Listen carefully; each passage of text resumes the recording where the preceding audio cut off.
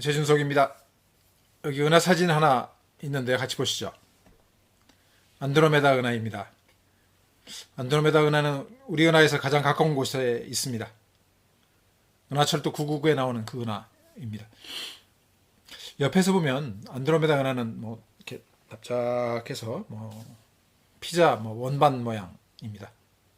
위에서 보면 이렇게 동그란 모양으로서 이제 소용돌이 치고 있는 그런 모습입니다.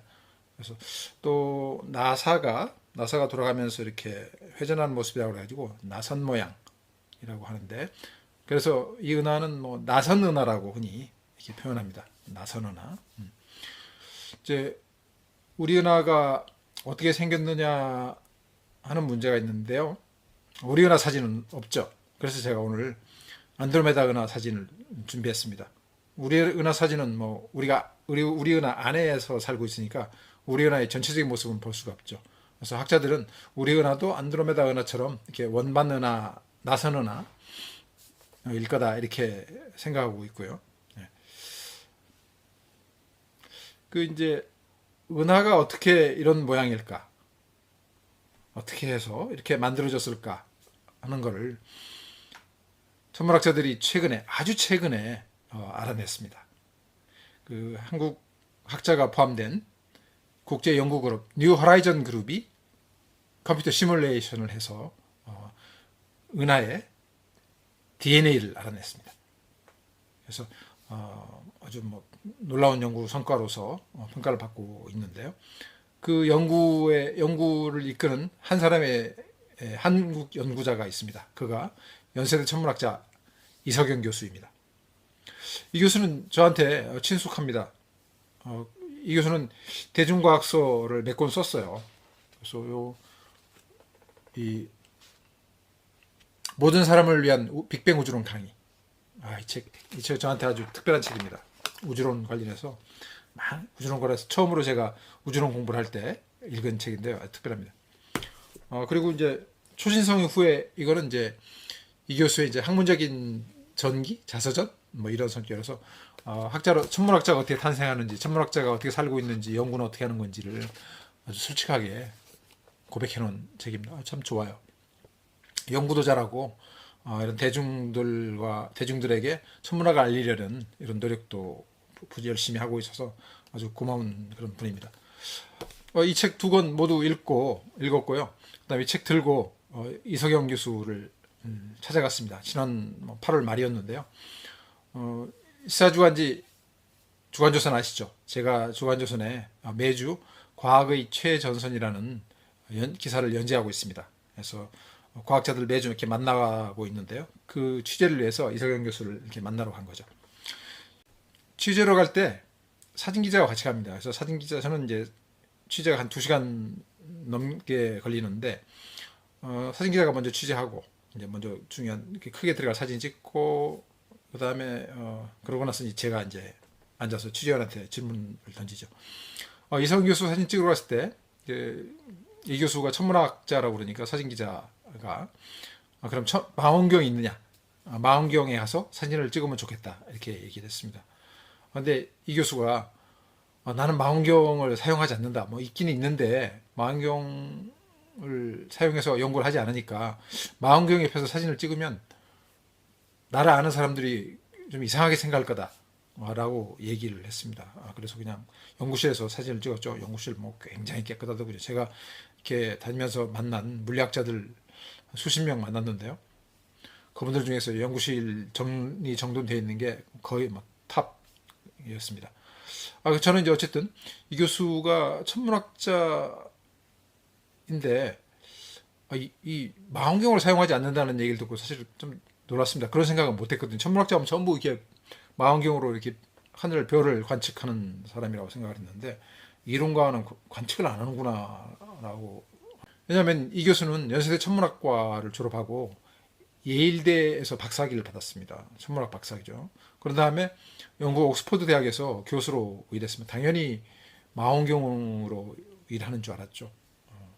네. 사진 취재 끝나고 이제 이 교수에게 처음으로 이렇게 물었습니다. 이 교수님 궁금한 게 무엇입니까? 가슴에 품고 있는 그 빅 퀘스천이 있을 텐데 그게 뭡니까? 이렇게 물어봤어요. 그랬더니 이 교수 말씀이 왜 오늘날 저 은하가 저 모양인지 우리가 보는 저 모습인지가 궁금하다. 이렇게 말을 했습니다. 이게 무슨 말일까? 이제 좀 얘기를 좀 들어봐야죠. 이 교수 얘기를 들어보니 이 교수 같은 이론가가 사용하는 도구는 컴퓨터입니다. 슈퍼컴퓨터를 이용을 해서 거기에 데이터를 집어넣고 그다음에 그 결과가 어떻게 나오는지 시뮬레이션을 해보더군요. 근데 이제 이 교수가 이제 은하 연구자인데요. 은하가 어떻게 만들어졌는지 은하 형성을 연구하는 연구자인데요. 이 은하 형성 시뮬레이션을 하기 위해서 집어넣는 자료는 크게 세 가지입니다. 그러니까 이제 첫 번째는 우주 배경 복사 자료, 그리고 방정식 2개 이렇게 됩니다. 우주 배경 복사는 이제 태초의 빛이라고 말하는데요. 흔히 이제 우주 나이로 38만 년, 38만 살이 되었을 때, 그때 우주의 그 물질 분포를 관측한 그런 자료입니다. 아주 먼 얘기죠. 그러니까 빅뱅으로부터 38만 년이 지났을 때 이제 물질이 어떻게 거의 균등한 상태인데 어떻게 조금씩 이렇게 아주 미세하게 작은 불균형이 있었고요. 그게 오늘날 이제 우주가 확대되면서 커지면서 이제 작았던 틈이 아주 커지는 거죠. 그러면서 이제 오늘날 우주에서 우리가 볼 수 있는 거대한 그런 우주의 구조물들, 뭐 은하, 단, 은하, 별 이런 것들, 지구 뭐 이런 게 만들어지는 거죠. 네. 그게 이제 우주 배경 복사 자료인데요. 뭐 요거하고 네. 이거는 참 올해 노벨 물리학상을 받은 3인의 그 학자 중에서 제임스 피블스라고 프린스턴 대학 교수가 있는데요. 그 사람이 우주 배경 복사 이론을 연구한 사람인데 1세대 학자였습니다. 네. 지난번에 제가 얘기했었죠. 이 앞에 유튜브에서요. 그리고 이제 우주 배경 복사화 말고 이제 시뮬레이션을 돌릴 때 집어넣는 두 가지 방정식이 있습니다. 방정식인데 그게 뭐냐면 첫 번째는 중력 법칙, 뉴턴의 중력 법칙이고 두 번째는 유체역학 법칙입니다. 그러니까 물질이 있으면 물질은 서로 잡아당기는 힘이 있지 않습니까? 그걸 이제 중력이라고 하는데요. 컴퓨터에게도 이 중력 법칙을 가르쳐 줘야 하지 않겠습니까? 그래야지 컴퓨터 상에 이제 물질로 정의된 것들이 서로 이제 잡아당기면서 어떻게 이렇게 만나고 부딪히고 충돌하고 또 전체 구조물을 만드는지 그게 나타나겠죠. 그 다음에 두 번째 방정식은 유체역학 방정식입니다. 유체역학 법칙은 유체란 거는 이제 뭐 유체죠. 물 같은 거 유체, 플라즈마. 근데 이제 우주에는 플라즈마 상태로 수소 가스, 수소 이온이 가득 차 있습니다. 가득 차 있다면 안 되군요. 제일 많은 게 수소 이온인데 이제 수소 이온들이 몰려 있는 곳들이 있습니다. 우주에는 수소가 제일 많죠. 근데 이제 그것들이 뭉쳐서 별이 만들어지고 그러는데요. 그 유체, 수소 가스가 이제 어떻게 유체의 법칙에 따라서 나중에 별 같은 걸 만드는지 그걸 알려면 컴퓨터에게도 유체역학 법칙을 가르쳐 줘야 되겠죠. 네. 그렇게만 하는 겁니다. 우주 배경 복사 38만 살 되었을 때 데이터를 집어넣고 그 다음에 그게 어떻게 행동할 것인지를 알려주는 두 가지 방정식, 중력 법칙, 유체역 법칙 두 가지를 딱 넣고 그걸 끝입니다. 이소영 교수는 이제부터 학자가 할 일은 아무것도 없다. 그냥 팔짱 끼고 지켜보는 거다. 그렇습니다. 이석영 교수의 연구는 계산을 슈퍼컴퓨터로 하는데 1년 반 동안 팔짱 끼고 이렇게 지켜보더군요. 보니까. 그러면 시뮬레이션은 그러면 어떻게 하는가? 우주 전체를 시뮬레이션 할 수 있다면 좋겠죠. 그러면 아까 말씀드린 우주 배경 복사 자료를 집어넣고 우주 전체적으로 그게 어떻게 만들어지는 건지를 지켜볼 수 있다면 그게 좋겠죠. 근데 그 컴퓨터가 그렇게 능력이 지금 안 되니까요. 그 우주 배경 복사 자료의 아주 일부분만 이렇게 가지고 그 부분이 이제 공간 아주 작은 부분만 이렇게 보는 겁니다. 네. 그래서 작은 공간만 딱 떼어내 가지고 컴퓨터 시뮬레이션을 돌리고요. 이제 은하 연구를 하면서 맨 먼저 한 거는 지금 은하들이 우주에 은하들이 수없이 많지 않습니까? 은하들이 많이 있는데 그것들이 이제 어떻게 분포가 되는지를 연구하는 거예요. 은하들의 분포를 이제 연구한 겁니다. 네. 근데 이 연구는 이제 21세기가 시작될 쯤 해가지고는 연구가 끝났다고 그럽니다. 여기까지는 알아냈다고 그럽니다. 그러면 이제 은하들 분포를 봤으니까 그 다음에 할 일은 뭐냐면 개별 은하, 은하 하나죠. 은하 하나가 어떻게 만들어지고 있는지, 어떻게 만들어졌는지 그거를 이제 알아볼 차례입니다. 그래서 이게 이제 이석영 교수가 지난 10년 동안 한 일입니다. 개별 은하, 하나 은하가 어떻게 해서 만들어졌는가를 알아내는 겁니다. 이제 물론 다른 팀들도 연구를 했는데요. 이 교수에 따르면은 다른 팀들은 공간 해상도가 낮아서 은하가 이제 이렇게 은하의 원반이 만들어지는 것까지는 보여주지 못했다고 그럽니다. 이제 공간 해상도란 말이 나오는데, 아, 교수님 공간 해상도가 뭡니까? 이제 제가 물어봤어요.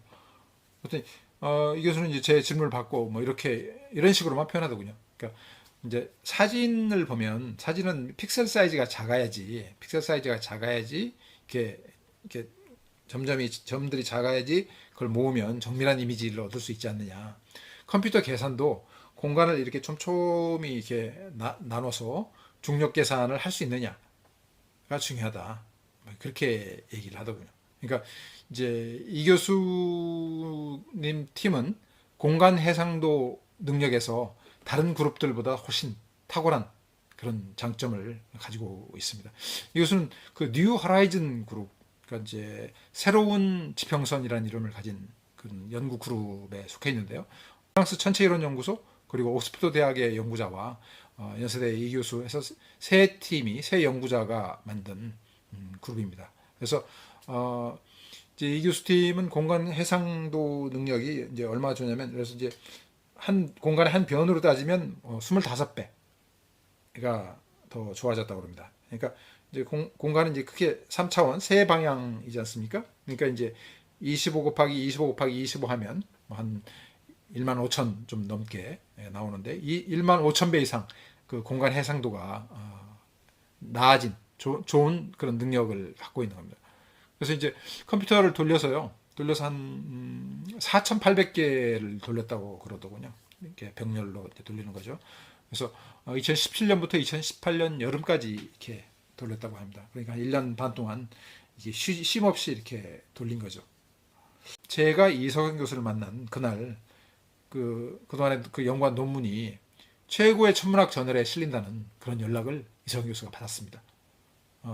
그 저널 이름은 천체물리학 저널 APJ라는 것인데요. 이 교수는 인터뷰가 한창 진행이 되어서 시간이 지났는데도 그때서야 오늘 아침에 내가 그 기고한 논문이 실리게 됐다는 그런 연락을 받았다라고 이렇게 얘기를 하더군요. 저는 깜짝 놀랐습니다. 이 교수님 축하합니다. 와, 네, 이 교수님 아주 상쾌합니다. 네, 아주 좋습니다. 그러더군요. 이런 날 취재원을 만나면 사실 평소에 잘 안 해주는 얘기도 해주고 그러니까 취재원으로서는 좀 운이 좋은 날일 수 있습니다. 네.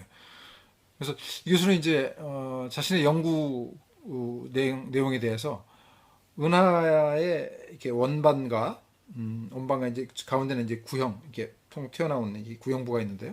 그 모든 부위들이 어떻게 만들어졌는지 맨날 몇 시에 어떻게 만들어졌는지를 수치로서 우리가 다 설명을 했다. 다 알아냈다. 은하의 DNA를 알아냈다. 이렇게 표현했습니다. 그러니까 이 교수가 재밌는 얘기를 하는데요. 인간 이석영을 생각하면 인간 이석영은 전주희 씨에서 몇 프로가 나왔고 아버지 얘기하는 거겠죠. 그 다음에 양천허 씨 어머니 같은데 양천허 씨에서 몇 프로가 나왔고 하는 걸 다 알아낸 거라고 보면 된다. 이거는 처음이다 이렇게 얘기했습니다. 굉장히 자랑스러워 보였습니다. 이 교수님이 쓴 논문 제목은 은하의 원반과 구형체의 기원 오리진에 관하여입니다. 네. 이 교수가 컴퓨터 시뮬레이션을 이제 자기 컴퓨터를 켜가지고 좀 보여줬는데요. 처음에는 화면에 아무것도 없었습니다. 근데 조금씩 뭐가 이렇게 나타나기 시작하고요. 그 다음에 이제 덩어리가 커지고 뭐 자꾸 충돌하고 막 그런 거죠. 네. 뭐 그런 식으로 이제 진행이 되는데 문제는 뭐냐면 은하 같은 게 만들어지려고 하는데 옆에서 자꾸 와서 부딪히는 겁니다. 이렇게 자꾸 부딪히면 이 교수 표현하자면 우주에 우주 도자기공 도공이 있어서 이 원반을 만들려고 하는데 옆에서 자꾸 건들면 원반을 못 만들지 않습니까? 뭐 이런 식으로 표현을 하더군요. 그래서 큰 은하일수록 이 일찍 이 충돌과 병합이 적어져서 안정을 찾았고 그래서 원반을 만들 수 있었다 이렇게 생각을 했다. 이 교수가 시뮬레이션한 이 특별한 은하는 약 1000개의 작은 은하가 이렇게 충돌해서 만들어졌다고 이렇게 합니다. 시간이 벌써 이렇게 지났네. 저 이 교수 얘기 참 재밌는데요. 그냥 좀 마무리해야 되겠습니다. 네. 취재 끝나고 저 이 교수한테 저 가져간 책 보면서 서명을 좀 받았습니다. 그래서 네, 또 그래서 서명도 좀 이렇게 받았고요. 네, 이 교수님 고맙습니다. 우주처럼 멋진 삶을 사시길 기원한다 하면서 저를 응원해 주셨습니다.